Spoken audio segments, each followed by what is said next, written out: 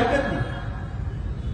कोणीतरी निवडून गेलं, कोणीतरी पडतं, राजकारण असत असं. पण आज ज्या माणसाला तुम्ही निवडून दिले, आज प्रत्येक ठिकाणी जाऊन काल कुठेतरी सभा झाली, परवा कुठेतरी सभा झाली, 40 मिनिटं भाषण होतं, पण या 40 मिनिटांमध्ये 1.5 वर्षामध्ये 1 रुपयाचं सुद्धा काम तुम्ही निवडून दिलेला खासदार सांगू शकला नाही. काय योगदान आहे आमच्या शहरासाठी? 2 वर्षापूर्वी पहिलवान आपण मंजूर केलेला सीना नदीचा पूल 2 वर्ष झाले, मी खासदार नाही झालो, 2 वर्षापासून तो पूल तसा तटकून आहे. अरे 1 वर्षामध्ये 3 किलोमीटरचा फ्लायओव्हर उभा करून टाकला होता सुजय विखेंनी. 1 वर्षामध्ये त्यांना 500 मीटरचा पूल होईना.